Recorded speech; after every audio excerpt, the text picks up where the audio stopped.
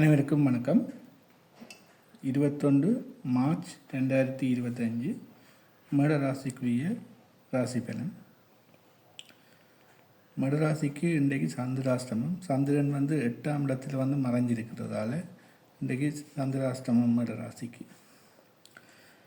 அதால் மனம் மடராசிக்காரருக்கு மனம் அமைதியேற்றி இருக்கும். வாகனங்களில் செல்கிற போது அவதானமாக செல்லவும், குழந்தைகளின் படிப்பில் சோர்வு ஏற்படும். தாயின் உடல்நிலையிலே அவதானமாக இருக்க வேண்டும். புதிய விடயங்களை தவிர்ப்பது நல்லது. எதிலும் அவதானமாக செயற்பட வேண்டிய நாளாக அமைகிறது. ராசியின் அதிபதி செவ்வாய் 3ஆம் இடத்தில் இருக்கிறார். புதனுடைய வீட்டில் குருவிட நட்சத்திரத்தில் இருக்கிறதால எதிலும் மடராசிக்காக தைரியமாக இருப்பீங்க. அதோட புத்திசாலித்தனமாக தொழிற்படுவீங்க. புதிய நுணுக்கங்களை கண்டுபிடிப்பீங்க. ராசியை சனி பகவான் பார்க்குறார். 3வது பார்வையாக பார்க்குறதால எதிலும் நீங்கள் செய்கிற எந்த ஒரு வேலையிலும் தடை தாமதங்கள் ஏற்படும். ராசிக்கு 2ஆம் இடத்தில் தனகாரகன் குரு இருக்கிறார். அவர் சுக்கிரனோட பரிவர்த்தனை அடைஞ்சிருக்கிறார். அதால் உங்களுக்கு கையில் பணப்பிழக்கம் தாராளமாக இருக்கும். மடராசிக்காரர்களின் பேச்சு, வாயால் பேச்சுக்கள் வார்த்தைகள் நன்றாக இருக்கும். குடும்பத்தில் நல்ல சந்தோஷமாக இருக்கும். 2ஆம் இடத்தின் அதிபதி சுக்கிரன் 12ஆம் இடத்தில் போயிருக்கிறார். சுக்கிரனுக்கு 12ஆம் வீடு மறைவு ஸ்தானம் இல்லை. அதால் 12ஆம் வீட்டு பலன்கள் நல்ல பலன்களை தருவார். அவர் உங்களுக்கு ஒரு மாரகாதிபதியாக இருந்தாலும் 12ஆம் வீட்டில் சுக்கிரனுடைய நல்ல பலன்களை எதிர்பார்க்கலாம். அதாவது வெளியூர் பிரயாணங்கள் ஏற்படும். ஆடை ஆபரணங்கள் வாங்குகிற போன்ற ஆடம்பர செலவுகள் இருக்கும். நல்ல ஹோட்டலில் போய் நல்ல விலை உயர்ந்த உணவுகளை உண்ணுவீர்கள். கணவன் மனைவிக்கிடையில் கருத்து ஒற்றுமை இருக்கும். தாம்பத்திய வாழ்க்கை நன்றாக இருக்கும். ராசிக்கு 3ஆம் அதிபதி புதன். அவர் 12ஆம் வீட்டில் இருக்கிறார். சுக்கிரனோட சேர்ந்து இருக்கிறார். அவருக்கு விருப்பமான நண்பர் சூரியனுடனும் இணைஞ்சிருக்கிறார். அதால் உங்களுக்கு வெளியூர் பிரயாணங்கள் ஏற்படும். சுப செலவுகள் ஏற்படும். 3ஆம் இடமாக வாழதால் இளைய சகோதரர்கள் சம்பந்தமாக நீங்கள் செலவு செய்ய வேண்டி இருக்கும். மற்ற குறுந்தூர பயணங்களை நீங்கள் மேற்கொள்ளுவீர்கள்.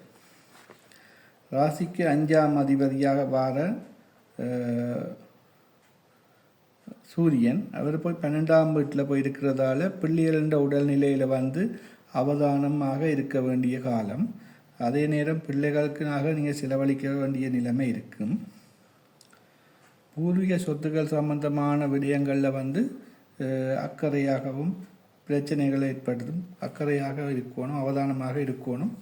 பூர்வீக சொத்து சம்பந்தமான பிரச்சனைகள் ஏற்படும். ராசிக்கு 4ஆம் அதிபதியாகிய சந்திரன் 8ஆம் வீட்டில் மறைஞ்சிருக்கிறார். பிள்ளைகள படிப்பில் ஒரு சோர்வு தன்மை இருக்கும். படிக்கிறாக்கள்ண்டா அவருடைய படிப்பில் ஒரு மந்த நிலை, ஒரு தடங்கள் மாதிரி இருக்கும்.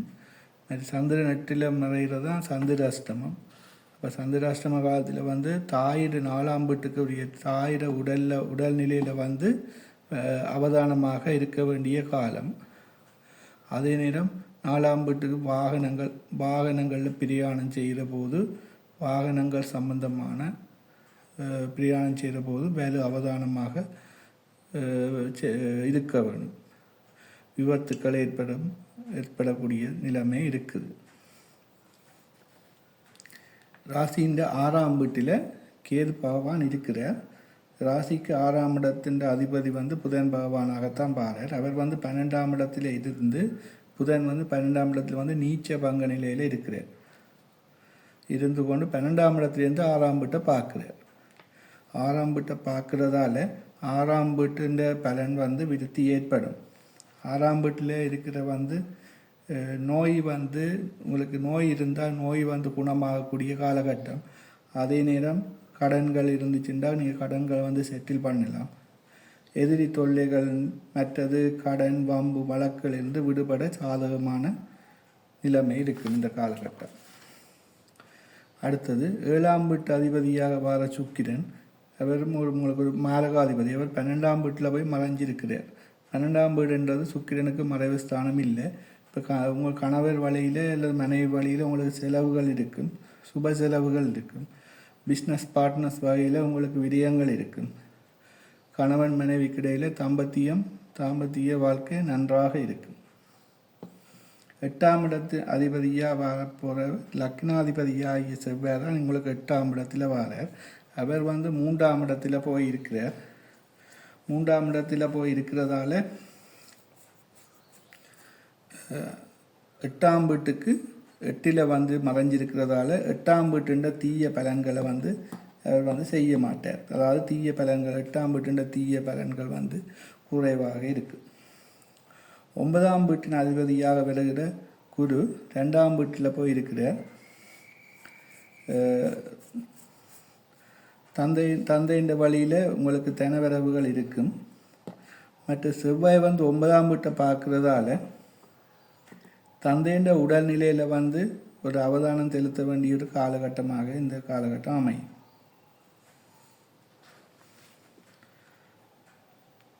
ராசிக்கு 10ஆம் வீட்டின் அதிபதி சனி 11ஆம் வீட்டில் போய் இருக்கிறார். குருவினுடைய பார்வையும் செவ்வாயினுடைய பார்வையும் 10ஆம் வீட்டுக்கு கிடைக்குது. அதால் 10ஆம் வீட்டுன்ற பலன் வந்து விருத்தியடையும். செய்கின்ற தொழிலில் வந்து லாபம் வந்து இருக்கும். மருத்துவம், பாதுகாப்பு, கட்டடம் சம்பந்தமான தொழில்கள், இரும்பு சம்பந்தமான தொழில்கள், தங்கம், நகை தொழில்கள், பெட்ரோலியம் சம்பந்தமான தொழில்கள், வங்கித்துறை சம்பந்தமான தொழில்கள் போன்ற வேலை செய்பவர்களுக்கு வேலையில் வந்து விருத்தி இருக்கும். ராசிக்கு 11ஆம் இடத்தினுடைய அதிபதியாக சனி பகவான் பாரார். அவர் உங்களுக்கு ஒரு பாதகாதிபதி 11ஆம் வீட்டில் ஆட்சியை அமைச்சு தனியே இருக்கிறார். மூத்த சகோதரர்களுடைய விடயத்தில் வந்து உடல்நிலையில் வந்து அவதானமாக இருக்க வேண்டிய ஒரு காலகட்டம். அதே நேரம் உங்களுக்கு தொழிலில் மூலமாக வந்து லாபத்தை சனி பகவான் தருவார். எப்படியான தொழில்கள், இரும்பு சம்பந்தமான தொழில்கள், எண்ணெய், பெட்ரோலியம் சம்பந்தமான தொழிலில் வந்து வேலை செய்பவருக்கு லாபம் வந்து இருக்கும். அடுத்தது ராசிக்கு 12ஆம் வீட்டில் 4 கிரக சேர்க்கை இருக்குது. ராகு, சுக்கிரன், புதன், சூரியன் ஆகிய 4 கிரகங்கள் வந்து ராகுக்கு 12ஆம் வீட்டில் இருக்கிறதால செலவுகள் வந்து நிறைய செலவுகள் இருக்கும். அதுக்கேற்ற போல் 2ஆம் வீட்டில் குரு இருக்கிறதால உங்களுக்கு வந்து குருவினுடைய அந்த செலவுகளுக்குரிய பணத்தை வந்து ஏற்ற மாதிரி உங்களுக்கு வந்து தனவரவும் வந்து இருக்கும். செலவுகளுக்கு ஏற்ற மாதிரி தனவரவும் இருக்கும். அதே நேரம் வெளியூர் சுற்றுலாக்கள், வெளிநாடு சம்பந்தமான முயற்சிகளில் ஈடுபடுறதுக்கு இது ஒரு சிறந்த காலகட்டம். நன்றி. இது உங்களுக்கு வந்து இந்த பலனில் ஏதாவது நடந்திருந்தால் இல்லை நடக்க இல்லையா என்பதை எனக்கு கமெண்ட்ஸில் வந்து தாங்கோ. நாங்கள் அதை வச்சுக்கொண்டு பார்ப்போம், என்ன செய்வோம். ஓகே, நன்றி, வணக்கம்.